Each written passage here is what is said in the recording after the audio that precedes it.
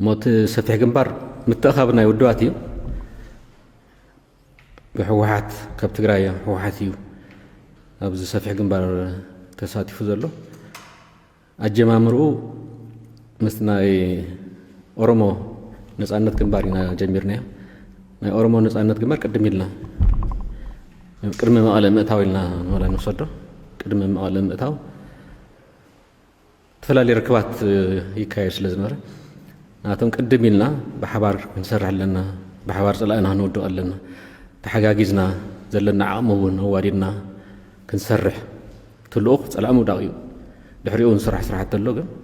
تحقاقيزنا نسرح زبل ديليتات نيري تركب قدم يلون زنبري قنت خبيد ورار ابتقراي مساعته بستفلالي من قدي ركباتنا نوصق لنا نيرنا لازم تجمامرا نايتي ناي سفيح جنبار مثلا أورمو نتصاوب جنبار زبهال ويلي لو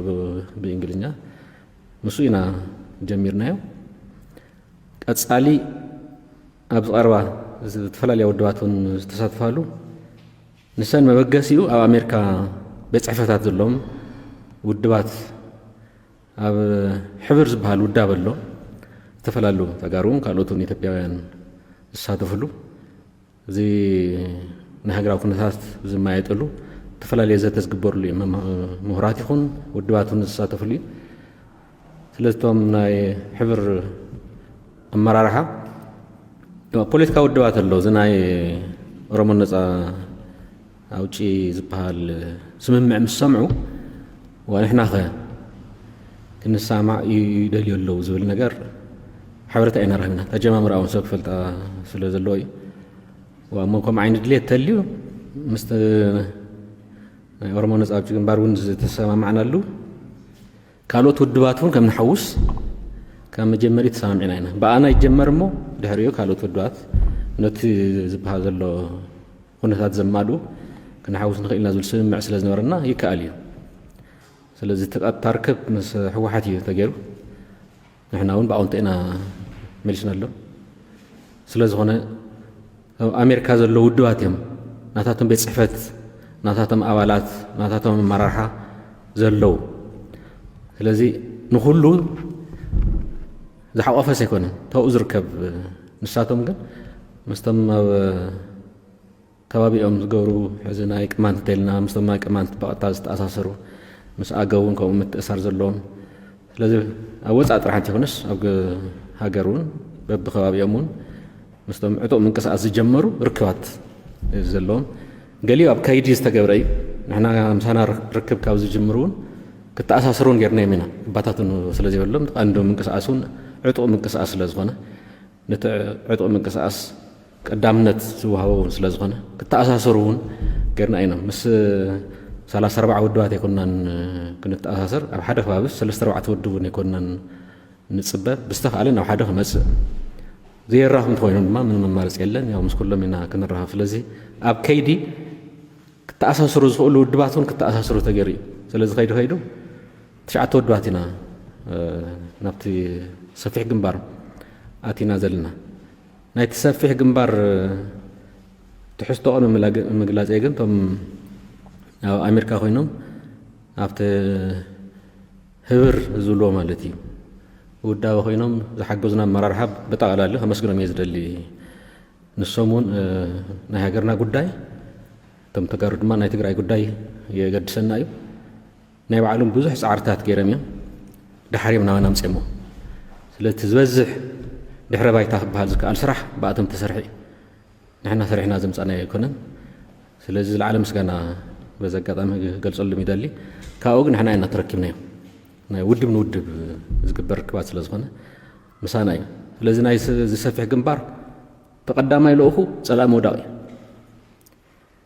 سلاس بحيل مودع لذي نحز يدلي دونغيون تزي خوينو يدلي سلاي لك أبتقراي زكايد زلو خوينات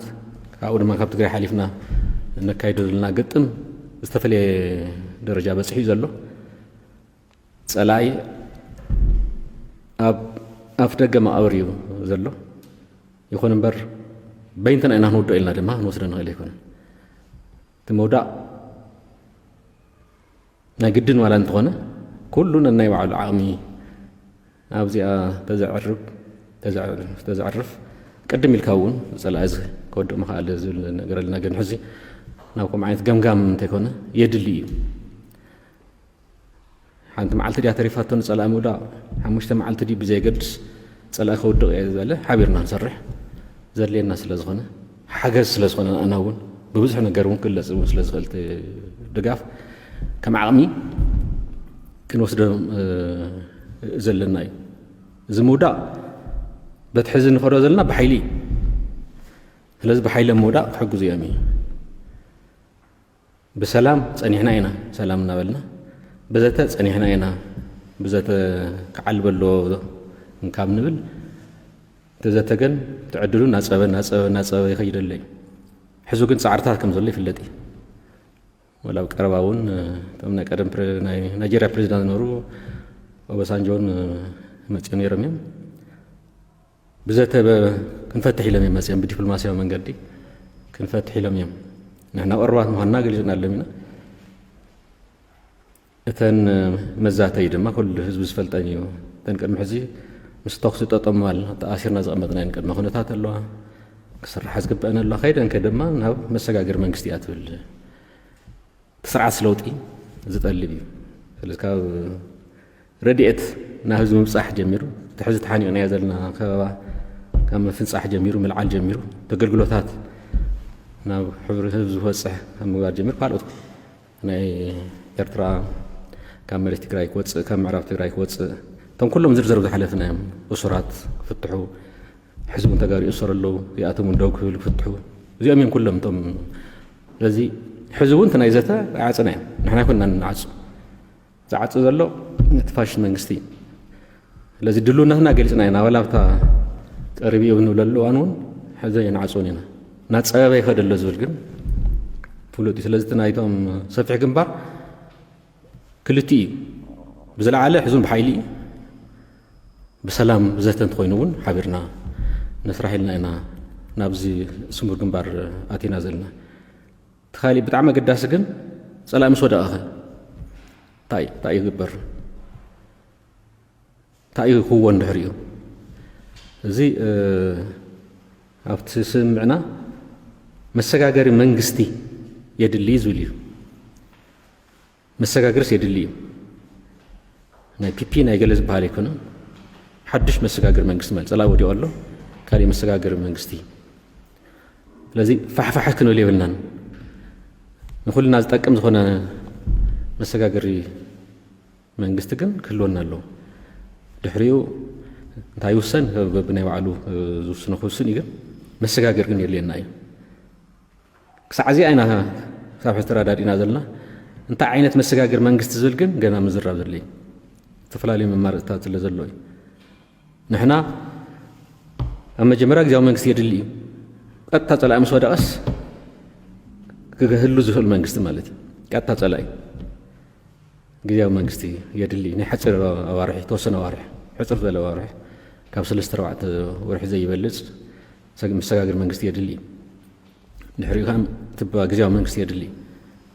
دحري ما مسغاغر منغستون يدلي اب كلتينا خفيلنا نوريو تمسغاغرون مسغاغري دحري انت يغبر ያው ብዙ ናይ ውሳነ ጉዳያት አለው እንተጋሩ ንሱነ ነገር ከሊ ካልኦትን ኩሱን ይሁሉ ነን ያው ንሱነ ድማ ድሕሪዮ በምርጫ ቅጣይ ዝኽል መንግስት እውን ከሊ ማለት ስለዚህ ተም ስራሕቲ ብዙሓት እዮም ስለዚህ በብዕ ምዕራፍ ከፋፊልና ንኸይድ እዩ ተናና ተሓሳስባ እዚ ገና ክንዛት የሉ ክንማየጠሉ ዘለና እዩ የድሊ ዝል ግን ዘለና ግዜያዊ መንግስትን መሰጋገር መንግስትን ኣብ ክልል ድማ ብዙሕ ስራሕቲ سرهم حساب لنا ناكل تيم تايل أخم كاب سلام مرجع عن جميرو وانجلني تات محاز جميرو ناك حساب قد دايلو ناري فرندم قد دايلو بس حتى قد دايلو تحوز قبهم كم يتعيش زولون حساب لنا جنوزة زدلي كسام معزولون كم زولكو جزء بأنا ما بقى سلنا أي فلذ كم تجارو نتنا ناي جمير نازلنا ألسي ناي مخته نبتلع على درجة بتصح تنتقمتنا علاماتون كعوت بزغل من قدي تدميرو ناي تقرا حزب دحنتن ربحان ما أخل غيرنا كنسرحنا لنا جميرني هذا كاليونا وعد روح له نزي ناب حدا مدرة خمسها ناب حدا 100 أتمسها سرعتنا يمتحس كرام ساعتنا يمتحس نجارات نسيرنا هنا كاين في التنزلنا زم قدايات زيهم قال يوم بزات زودو قال يوم كأ بزات خدو زي خلو قدايات له مالت كم تجاركن واقع لهم زي جبا حمز كم سراويت ملكات عزلوا سينا حرز سراويت ملك ينخلن سراويت فحنا بلولهم نياتهم كلنا يخلن نا زمدنا ثلاثنا يدققون يخلي ريفرندم كون يخلي بس حد قدايات له استلعب ما تحز كودو لأن أكون كنت على زلوا قل نفس قمة تأتينا يناس صفيح كمبارون لو زلنا روحنا هذا تقرأي ما أخذت جواره صراحتي كنت صرح لهم أنتي تحابيرنا تسجر أطول الناس بالحساب يزلنا زكايدا زي لعلو كله حزب تقرأي ما يتقولون زلوا إيه حزب تقرأي بدرجة ونفلت خبري ملك إن حزنا تحزل لنا مرز تودع نجار من كلنا يخلون حسابي تقرب زلوا بدرجة ذاتنا مهروس كاليس ودواتس ذاتها إذا حس كأيز قرر مالتي لذا نايم دلاوي برتوانا صراحة حزون كوينات معواس لزخنا أو كوينات نازلنا كويناتنا نود لنا قليل كوينات يكون نازلنا قصلوني كوينات قن قن تسرح خيد كما برين مورا تجيهون أزيد وانا أجندة يكون نزي وانا أجندة ناس على أمد مساسي نحتر جيون يكون أريونا هبهال تلو مسمع أهلا منقستي مسنا بي منقستي إن نزار مستفاش منقستنبر جناي توج دحرج ساون قصلي ولا ساون أتينا ونتبلنا لازم تخوينات أقليل كذا الرأي يكونن ودي ناس قلت هنا أنا وكم زعينة صراحة أتينا ما أنت حسابي حزك جمر سلزلو مدلون سلزليو مزتايون سلزليو مدلسون سلزليو أوش تناون مستمدواتون ملاسون سلزليو حساب نخلونا تجمير سلزلو صفح جنبار تن حسابات تفلتناين تكايداون تردأنا تملالسنا ونزرارو المخنا وماتي الحزين ثم أولاتهم شعتهم ناي عفار ودولوجن كلهم عفاري مالت يكون أو زرخمنا يو نفلتهم يوم قدر المحزون جن قالوا ثني عفار وده دما قالوا زي أتو كأتو يوم ناي أجو ناي بنشانغول ناي غامبيلا ناي كمان ناي أورمو إلى نيرانتو حزون بزون له سيداما ناي سومالي حوحت له قالوا ثوك وصهيم لازم كم تا ناي أورمو نصاوت جنبار زلنا قالوا تمكن حوسنا بالنام مزمت شعتون قالوا تمكن حوسنا لنا أميتني هذا لازم زي أتون إحنا هون كأتول واللون ولا ما تجن زي أفتي وانتي كركو زي هولو وعدي زلوا الدوات ونز حوسي لازم ناي سفيح جنبارنا لازم سمر جنباري لكن سفيح جنباري لنا بمسألة نسوعه زي سأل أنا مدة دحري أزول أكايدات هذون حبر كان مسرح تعمزد اللي بين الناس الذين صرحوا كم تحز بيننا نواقع عزلنا بيننا كل نصرح نخلونا يكونن كم عين تلوخن عين وسدن لنا بالترجاجم بحوار كوين كان صرح له وانا ما أخلنا ناس نحصرح نصرح مش كالوتون تأساس شركة تزاميركا صرح زلوس لزخنا كيدو توج ببوليس كايز فتحلنا لنا كيدو توج بحق بسرعة لزخنا نعوز أتو من قد يزغون زي صلاون مودع يطمنا دحر ما بحقن بسرعة المودع يحجزنا. هذا توم مدواتي توم شو من تودوات قبل على استقراء بس بدل بأبينهم تردي ومديو نمثل عرسو سنة زقبر زلوا قال سموهانو أمينهم تبدل هذا استقراء بدل بأمينهم تردي ومديهم مس تقراء حد خينهم زلوا زوليو تخيل تجن أو إثيوبيا بزحات يوم بير سوات وكيلات نازلوا بزحات ودوات كله يقول يومه كنا ينعر الكفوت ديو نامنتنا محراز وكل ذيك على الحيل اللي يخون أنا سكسات في زبل كم أفافنت اللي يخون تايز مسل زبل وزن كل تطرح أفتي كما بقاش تسعى معنا له سند تقعتنا حزب تقراي عريم مسخننو ببول قومون مجلس هو مليم جنوسايد كم تفصمه الذي تقفعنا تقراي مالت أموني لنا كنا نسرح ዓለም ብምሉእ ይዛረበሉ ዘሎ እዩ ኣብዞም ውድባት እዚኦም ግን ከም ገለጸ ምሕር ግፍዒ ከም ዝተፈጸመ ይርድኦም ይቕበልዎን እዮም ካብኡን ላዕሊ ድማ ይኹንንዎ እዮም ክግበር ዘይነበሩ ዓብዪ ግፍዒ ንሱ ጥራሕ እንተይኮነ እውን ናይ ኤርትራ ሓይሊ ኣብ ትግራይ ኣትዩ ዓብዪ በደል ከም ዝተፈጸመ ክድዓት ከም ዝተፈጸመ እውን ካብቲ ስምምዕ ውሽጡ እውን ክግበረሎ ዝተባሃለ ሓደ እውን ናይ ወፃኢ ሓይሊ ክወፅእ ኣሎ ኣብቲ ናትና ናይ ተውስጠ ጠም ባሉን ዘቐመጥን ያሎ ኣብዚ እውን ተቐሚጥ እዩ ናይ ወፃኢ ሓይሊ ዝበሃል ብፍላይ ድማ ኤርትራ ካሊእ እውን ተልዩ ኣብ ካልኦት ከባቢታት ዘልዕሉ ውድባት ስለ ዘለዎ ብግልፂ ተቐሚጥ እዩ ናይ ኤርትራ ሓይልስ ይውፃእ ዝብል ስለዚ ከም ተደጋጋሚ ንሕና ነቐምጠን ናይ ረድኤት ተገልግሎታት ናይ ምቕራብ ተንሕና ነቐምጠር ሳቶም እውን ይቕምጥዎን እዮም ኣብቲ ስምምዕ እውን ኣትየን እየን ካብኡን ላዕሊ ሓቢርና ንስራሕ እዩ ንኡ እዩ ክነውድቆ ዘለና እዚ ብስሩ ዓዲ እዚኣ የጥፋእ እዩ ዘሎ ትግራይ ጥራሕ ኣይኮነን ኩሉና ኢና ንጥፍእ ዘለና ንኩሉና እዩ ብዝተፈላለየ ደረጃ ዋላ ይኹን ዝቅጥቅጠና ያው ኢኮኖሚ ይኹን ካሊእ ነገር እውን ዝዕኒ ዘሎ ስለ ዝኾነ ድማ ሓቢርና ተሓጋጊዝና ካብ ሓሊፉ እውን ሓደ ኮማንድ ሓደ ናይ እዚ ማእኸል እውን ሃልዩና ክሳዕ ምስራሕ ዝብል እውን በፂሒ እዩ ኣብ ተግባራውነቱ ክሪኣ ኢና ማል ሕዚ ምስ ናይቶም ኦሮሞ ተኣሳሲርና ጀሚርና ኣለና ባይታ ጀሚርና ስለ ዘለና ብኣካል ምስ ሰራዊት ትግራይ ብቐጥታ ተኣሳሲርካ ምስ ካልኦት ንምስራሕ የፀግም እዩ ግን ተወሰነ ድማ ኣለና እዩ ከም ናይ ዓፋር ኣሎ ናይ ኣገው ኣሎ ብቐጥታ ምትእሳር ዝከኣል ማለት እዩ ቁርብ ተንቀሳቐስካ እውን ካልኦት ውድባትን ክመፅእ ይኽእል እዮም ስለዚ ኣካላዊ ምርሃብ ናይ ባዕሉ ፀገም ኣሎ ግን ተሓጋጊዝካ ንምስራሕ ዘኽእል ኣወዳድባ ይሃልወና ዝብል እውን ተሳሚዕና ኣለና ስለዚ እቲ ናይ ትግራይ ስከም ቅቡል ደረጅኡ ብዘይገድስ ሽግር ኣሎ ኢልካ ግፍዕ ኣሎ ኢልካ ንኹንኖ ኢልካ ናይ ኤርትራ እውን ዝተገብረ እውን ክሕደት ምዃኑ ናይ ወፃኢ ሓይሊ ምፅኢኻ ናይ ባዕልኻ ዜጋ ምግባዕ ስለዚ ብኡ ደረጃ ሓደ ዓይነት ማለት ኣረኣያ ኣሎ እዩ ስለዚ እሱ ፅቡቅ እቲ ካሊእ መሰል ዓርሰ ውሳነ እውን ክኽበር ከም ዘሎ ናይ ትግራይ ብፍሉይ ብዝል እዩ ንሕና ናይ ባዕልና ድሌት ከማልእ ኣሎ ግን ከም ሓደ መትከል መሰል ዓርሰ ውሳነስ ቅቡል እዩ ዝብል እውን ኣብቲ ናይ ሓባር ስምዕ ኣብቲ ድሓር ንገበሮ ናይ ግዜያዊ መንግስቲ ይኹን ናይ ግዛዕ እውን ብኣና ወገን ግድን ክኣትሎ ንብሎ እዚ እዩ መሰል ዓርሰ ውሳነ እንተይኮነስ ህዝቢ ክውስን ናይ ምግባር ስለዚ ህዝቢ ሰሓባ ጉተቶ ማለት ሰሓባ ጉተቶ እንተይኣተወ ትሕዝ ዘሎ ስርዓት ንሱ እውን ክገብሮ ስለ ዘይኽእል በቲ ሕገ መንግስቲ ከይድና እውን ናይ ባዕሉ ፀገማት እውን ስለ ዘሎ ወንጀለኛታት እውን ስለ ዝኾኑ ናብቲ መስርሕ እውን ስለ ዘይነኣቱ ሓደ ምርዳእስ ንገብረሉ ዝንበሎ ሓደ እዚ ስለዚ ሕዚ ከም መበገሲ ኣፈፃፅማ እንተዘይኮይኑ ናይ መሰል ዓርሰ ውሳነ ቅቡል እዩ ዝብል ኣትየሎ ናትና ድሌት እዩ ካልኦት እውን ዝደልይዎ እውን ኣሎ እዩ ስለዚ ንሕና ነደልዮም ብመሰረቱ ዓበይቲ ኣለዋ እየን ግን እዚአን ጥራሕ ድየና የትግራይ ድሌት ድማ እንተኢልና እዚአን ጥራሕ ኣይኮናን ካልኦትን ወላ ንሕና እውን ህልዋ ንደልየን ማለት እዩ ግን ሕዝቢ ዝግድን ዘየድሊ ድሓ ክዝርዝሮ እንተለካ ግን ክውሳኽ ዝግብኦ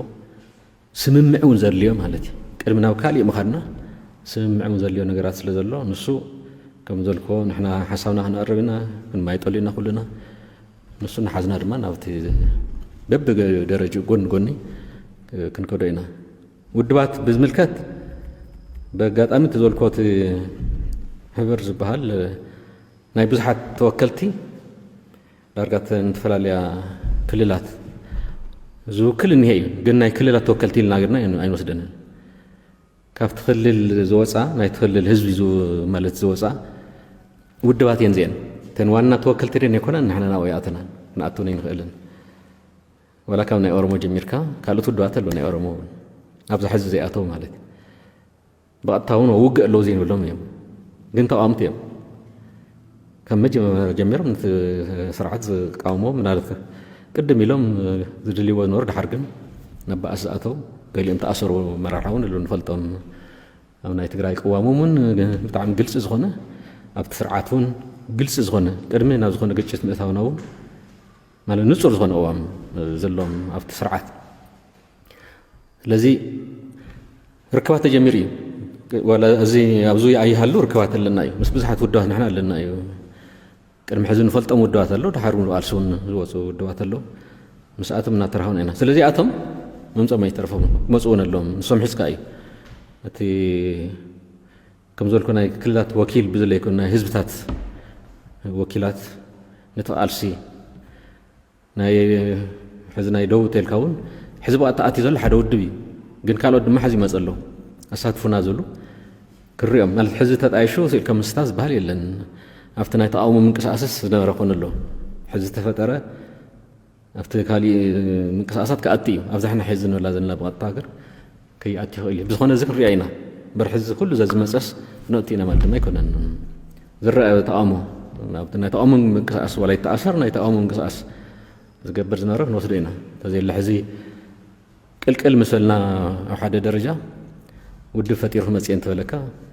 ኢሉ ማለት ይፈጠር ውድብ ንሕና ይክልክልን ግን ተሳትፎኡ ዝምልከት ግን ናይ ባዕሉ ውስነት ኣሎ ዝሳትፈሉ ደረጃ ይፈላለዩ ማለት እዩ እቶም ኣብ ቃልሲ ዝፀንሑን ሓድሽን እንወይኒ እዩ ከመይ ኢና ክንኣልዮ ክሪኦ ኢና ንሱ ማለት ዝርዝር ነገራት ስለ ዝኾነ ምስፋሕ ግን ገድን እዩ ካብ መጀመሪኡ ኣብኡ ዘይተረኸቡ ክኣቱ ዝግብኦም ኣለዉ ከምቲ ዝብሎ ዘለዉ ምሳና እውን ኣለኩም ካብ ዓፈር ጀሚሩ እዚ ኣብኡ ዘለው ኣብኡ ስለ ዘይተረኸቡ እዚኣታ ናይቲ መድረኽ ኢና ንዛረብ ዘለና እምበር እታ ሰፋሕ ግንባር እታ ዋሽንግተን ምፍራም ዝትገበረላ ጥራሕ ማለት ይኮነት ኣብ ውሽጢ ዓዲ ክንጠናኽራ ኢና ንውስኸላ ኢና ብመሰረቱ ኣብዚ ዘለውን ዝተፈላለዩ ውድባት ስለ ዘለዉ ካብ ሶማሌ ተኣሽሙ እውን ኣለዉ ዝመፁ ከም ካብ ዓፋር እውን ኣለዉ ንሕና እውን ንፈልጦም ማለት ስለ ዝመፁ እንታይ ይኹንስ ከም ዘለዉ ስለ ንፈልጥ ወላ ካብ ደቡብ እውን ኣለዉ ካብ ደቡብ ህዝብታት ዝሓተቱ ኣብቲ ተቃውሞ እውን ዘለዉ ግን ድማ ሕዚ እውን ነዚ እውን ዝደልዩ ካብ ጋምቤላ እውን ተወሰኽቲ ዝመፁ ኣለዉ እኒኦ እዮም ናይ ውድብ ሕፅረት ሕዚ ዘሎ ኣይኮነን ስለዚ ንሱ ሰፊሕዩ ናይ ኣምሓራ ዘልዕልካዮ ሕዚ ቀጥታ ናይ ኣምሓራ ዝውክል ኣብዚኣ ዝኣተወ የለን ክኣቱ ዝደልዩ ግን ኣለዉ ስለሱ ክሪኦ ደረጅኡ ማለት ከምቲ ዘልኮ እዩ ቅድም ኢሎም ተቃውሞ ዘቕርቡ ዝነበሩ ዝፍለጡ ካብ ውልቀ ሰባት ጀሚሩ እውን ኣለዉ እዮም ተወሰነ ብውዳዊ ደረጃ ዘለዎ ናይ ባዕሉ ሕፅረታት ኣለዉ ግን ኣሎ ናይ ተቃውሞ ድምፅስ ኣለዉ ወላ ከም ንፈልጦ ናይ ኤርትራ ምእታዊ ዝኾንኑ ኣብ ትግራይ ዝግበር ዘሎ ጫፍጫፎን ዝኾኑ ብግልፂ ማለት እዩ ንፈልጥ ኢና ኣለዉ እዮም ስለዚ ብውልቀ ብውዳውን ክኾን ንኽእል እዩ ስለዚ ናይ ኣምሓራ ገና ኣብ ከይዲ ኣሎ ርክባት ኣሎ እዩ መልክዕ ሕዚ እዩ ከም ዝህሉ እየ ተኣሽሙ ዝገብር ኩሉ እዮም ዝኢልና ኢና ደረጅኡ ክንሪኦ ኩሉ እዮም ግን ስለዚ ምእንተ ውክልና ኢልና ኣይኮናን ሕዚ የድሊ እዩ ናይ ተቃውሞ ሓይልስ የድሊ እዩ ጭቡጥ ኣስተዋፅኦ ዘለዎም እውን ይዕበይ ንኣሳ ኣለዉ ሕዚ ግን ናብ ሓደ ጥምረት ናብ ሓደ ምትሕባር እንትመፁ ይጠቅም እዩ ዕድመ ፀላኢ ምሕፃር ካብኡ ድማ ብዛዕበየ ድማ ነቲ ድሕሪኡ ዘሎ ሕቱኽቱኻት ድሕሪኡ ዘሎ ማለት ሕልኽልኽ ዝበለ ብዙሕ ጉዳያት ስለ ዘሎ መልክዕ ንምትሓዝ ታዘልና ኢና መወዳእታ ሕግን ስርዓትን እያ ባይኣ ትውዳእ ሪፈረንደም እንተኮይና እውን ያው ሕግን ስርዓትን ማለት ይስውን ስርዓት ኣላታ ቸድ በበዓልካ ትፈልጥ ተባሂሉ ብትንትን ዝበሃል ከምኡ ዝበሃል ፈታትሓ የለን ናብ ቀፃሊ ቁርቁስ ናብ ቀፃሊ ደም ምፍሳስ እያ ዝኣቱ ስለዚ ናብ ካሊእ ሽግር ዘየእትወና ኣብ ፈታትሓ ግን ድማ ተዋሒጥና ዘይንተርፈሉ መንገዲ ንሳ ድማ ዓድለ ይንበል ግን ድማ ስርዓትን ሕግን ሒዝና ድማ ስለዚኣ ተሓባቢርካ እያ ዝስራሕ እዚኣ እውን ቀላል እያ ማለት ኣይኮነን ፈተና ኣለታ ግን ይከኣል እዩ ዝብል ድማ ኣለና ካሊእ መንገዲ ኣይኮንካ እንትመርፅ ሕዚ ዝገደደ ክኸውን ይኽእል እዩ ተዋና እትናትካ ዋና ዛዕባታት ፈሊኻ እዚአን ተቐባልነት ክረኽባ ጌርካ ብኡ መሰረት ናብ ሽግርቲ ኣትኻ ጉዳይ ብሰላም ፖለቲካዊ ካብ ሓሊፉ እውን ብዓለም ለኸ መንገዲ እውን ሕግታትን ዝውድአሉ ክንመቻችው ክንሓስብ ኣለና ማለት እዩ ስለዚ ሰገር ፀላኢ መውዳቕ ዘሎ ብዙሓት ጥልፍልፍ ዝበሉ ሕዚ በዓልትና ተሸኪምና ክንደይ ሰሪሕና ኣለና እቲ ናይ ፀላኢ መውዳቕ እውን ብዛዕበየ እውን ትግራዋይ ተሸኪሙ ወሲዱ ኣሎ ድሕሪኡ ግን ትግራዋይ ክወስዶ ይኽእልን ብስሩ ክወስዶ ዝኽእል ኣይኮነን ናይ ባዕልና ኢና ክንወስድ ንኽእል እምበር ናይ ተጠቕላላ ኩነታት ካልኦት ኣሳቲፍካ ይስራሕ ስለዚ ተሳትፎ ንውክልና ኢልና እንተይኮናስ ንቀፃሊ ዝህሉ ጉዳያት ኣፈታትሓ ብጣዕሚ ጠቓሚ ካብቲ ፀላኢ መውዳቕ ንላዕሊ እቲ ናይ ድሓር ፀላኢ ባዕልና ከቢልና ተሸኪምና እያ ከምኡ ክኾን ነይርዎ ዝብል የብለይ بنا بعلو خيدقن هم وينه تقرأ تشكيمه ግን ምን ተህልውና ናይልና ድማ ከንጥፈው ለና ዘላዚ ካሊ መማር ስለዚ ይብልና ማለት እቲኦም ተይመጹስ ከም ገለ ገርና እንጸንሐሉ ሁና ተየለ ምሳና አይት ርብርቡ ዘሎ ስለዚ ናይ ሕዚ ብዛዕባ ተሸኪምና ያለና ኣብ ዘርከብሉ ድማ ይስርሑ ተናይ ድሓር ግን ብበይንተና እውን ስራሕ ነገር ይውልን ወይ ፋሕ ይበልልካ እውን ትኸደውን ኣይኮነን ንሕና እውን ሓደጋ ኢና ንኣትኑ ዓልትና ስለዚ ንዓልትና ይላይና ኣብዚ ኸይድ እዚ ስለዚ ዝጠቅም ስለ ዝኾነ ብዝተኻእለ ኩሉ ዝረዳድኡ ኣሎ ኩነታት ክንፈጥር ከካብ ከባቢኡ ተወከልቲ ብቲ ዝበሃል ዘሎ ዕላማ እውን ዝኣምኑ ውድባት ድሓር ውልቀ ሰባት እንኮን ይኽእል ሕዚ ውድባት ግን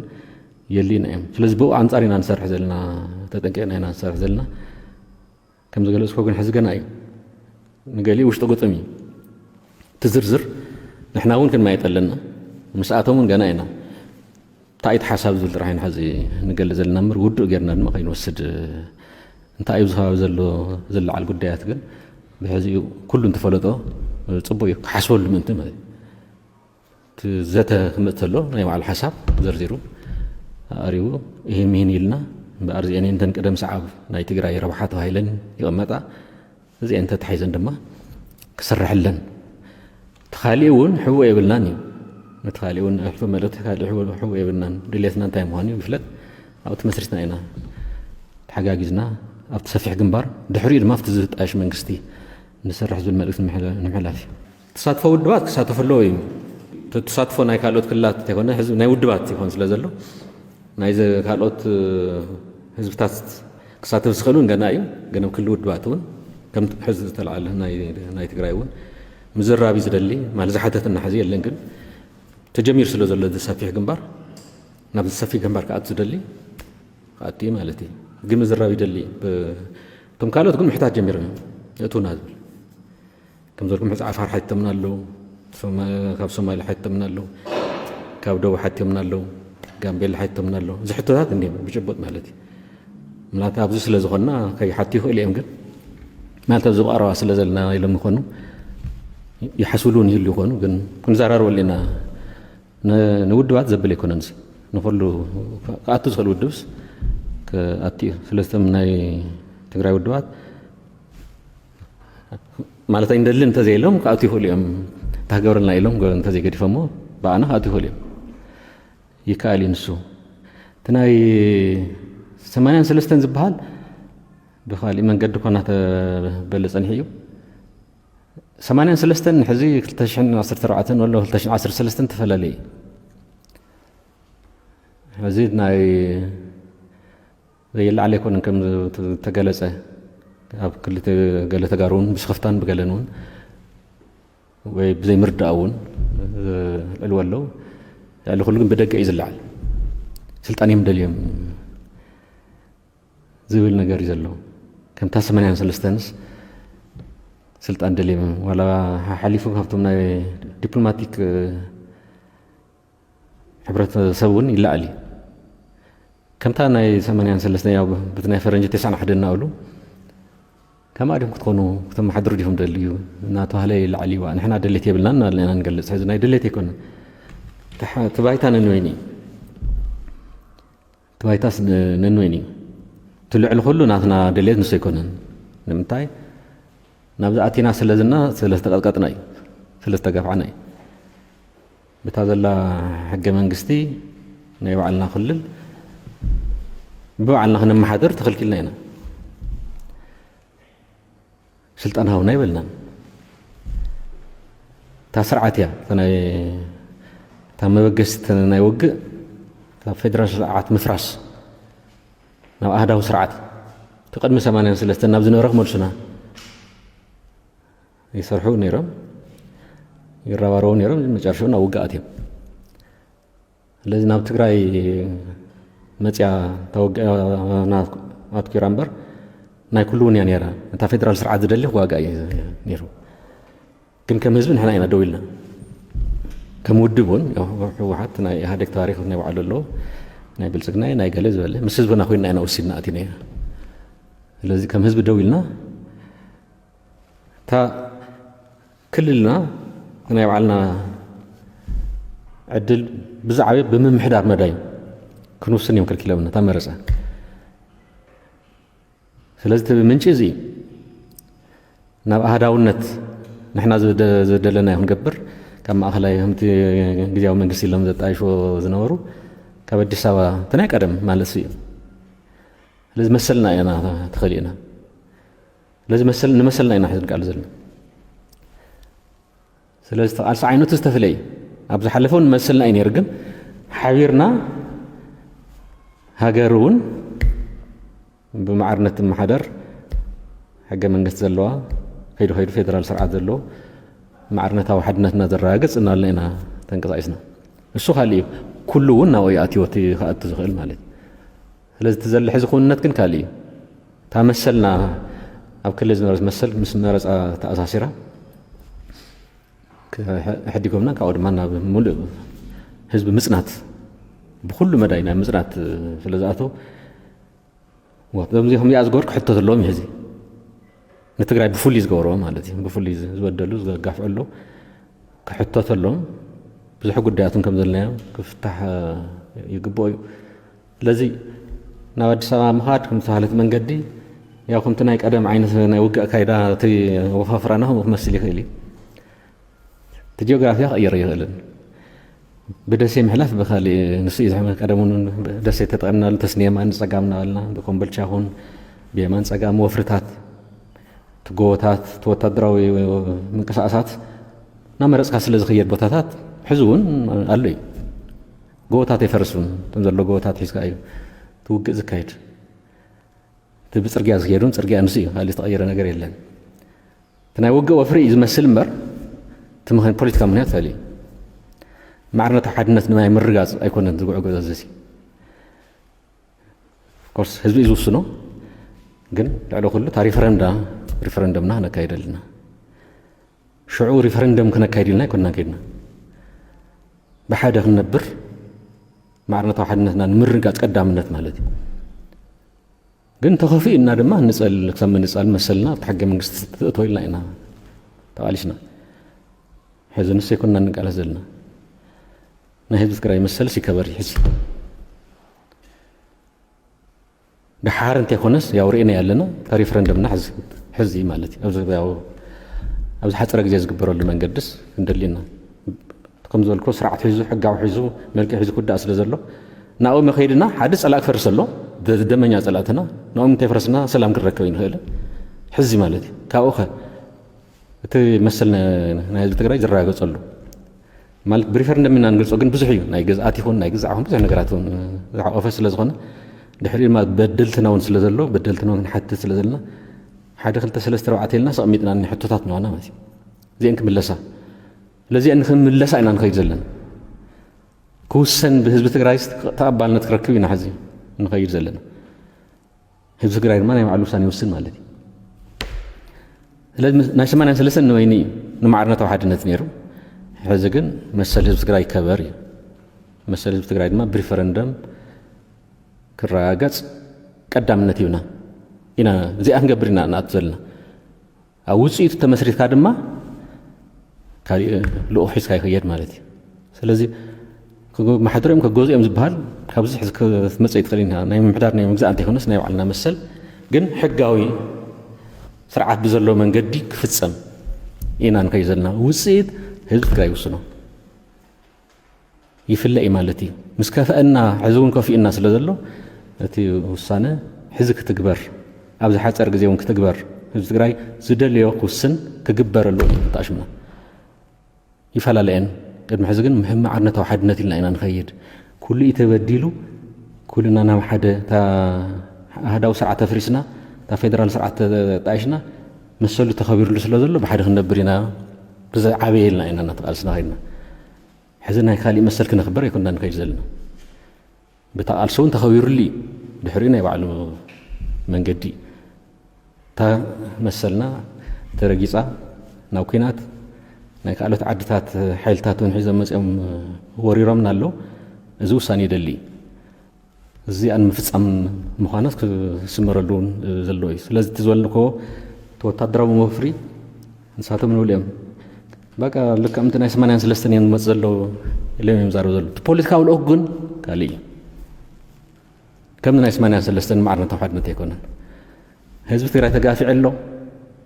ብዙሕ ናይ ህዝቢ ምጽናት በጽሕዎ እዩ ዘይተገብረ ነገር የለን ቀዳማይ ኣጀንዳና ዝክፍታሕ ምግባር እዩ ተዓዲ ወንዴ በደል ፈጽማ ከሐሳን ተኮይኑን ካብታ ሃገር ጀሚራ ከሐሰና ኣሎ ካልእ ኢዱ ዘእተውን ኣሎ ንሱን ከሐሰና ኣሎ ክሕተት ግባእ ኣካሉን ክሕተት ኣሎ ስለዚ ፍሉይ በደል በጽሕና ኣሎ ተሓታትነት መጨረሻ ከዓ ፖለቲካ ውሳነ ህልት ፖለቲካ ልኡኹስ ከም ብክጣላላ ተቐይረ ምዃኑ ምፍላጥ የድል ስለዚ ንሕና ክንመሓደረ እንደልን ብዘለ ኣይኮነን ናትና ጉዳያት ናትና ዛዕባታት እዚ እዩ ብዘሌና ነፍልጥ እምበር ንሳቶም ከምኡ እዮም ዘሎ ገጹ ኸዮም ከብሉ ኸዮም እኔ ከምኡ ዓይነት ባህጊ ካብ መጀመርያው ነይሩ ንሱ ኣይኮነን ነይሩ መበገሲ ስርዓት ምፍራስን ዘይምፍራስን እቲ ተቓልስናሉ ስርዓት እቲ ዝነበረ ናይ ባዕልና መሰል እውን ምንጣል ካብኡ ሓሊፎም እውን ከጥፍኡና ከም ህዝቢ ስለዚ ናይ 83 ኣይኮነን እዚ ካብ 83 ብጣዕላላ ተቐየረ ኩነታት እዩ ኣብ ትግራይ ብፍሉይ ማለት እዩ ሕዚ ዝሓለፈ ናይ ብሄራዊ ጭቆና ኢልና ናይ ብሄራዊ ጭቆና ኣብ ብዙሓት ነይሩ ኢና ኢልና ብዙሓኖቱ ኣብ ብዙሕ ነይሩ እዩ ስለዚ ተኣሓባብረና ነገር እኒሄ ጭቆና ኣሎ ዘመሳስለና መፍትሒ እውን ዘመሳስለና ኣሎ እቲ ናይ ሕዚ ግን ናይ ትግራይ ፍሉይ እዩ ምስ ማንም የመሳስለን ኣብ ትግራይ ዝበፅሐ በደል ስለዚ ማለት ትሕቶ ነገር ስለ ዝተለዓለ እንተዘይ ኮይኑ ባህሪኡ ብጣዕላላ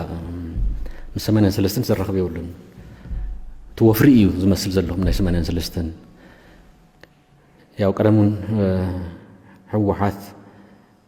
ምስ ካልኦት ናይ ኢህዴግ ውድባት ኮይኑ ግን ብዝለዓለ ድማ ሕወሓት ተዋጊኡ ንጸላኢ ስዕሩ ዝኣትወሉ እዚ ሕወሓት ኣይኮነን ከም ህዝቢ ከም መንግስቲ እውን ኢና መንግስትና ፍሪሱ እንዲኣትዩ ካልኦት ውድባት ወላ ይንበራ ሽዑ ናይ ትግራይ ካልኦት ውድባትን ተሳትፋሉ ኩሉ ህዝቢ ትግራይ ተሳትፈሉ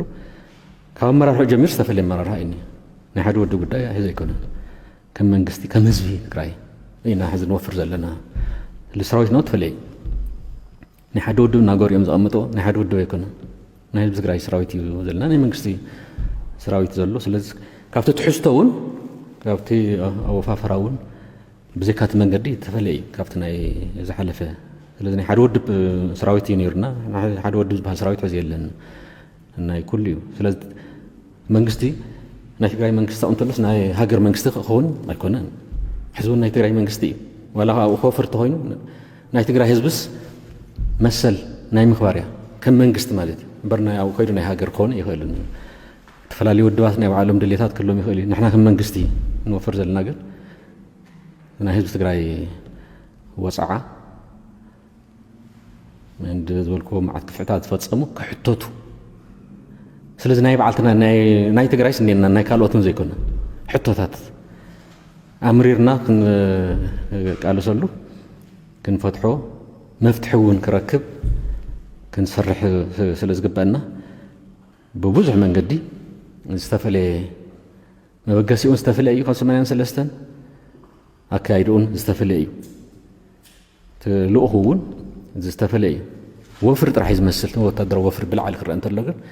በዚ ነው ያለፉት በፊትም በዚ ነው የገቡት ነገም እዚህ ይመጣሉ ወይ በዚህ ይደርሳሉ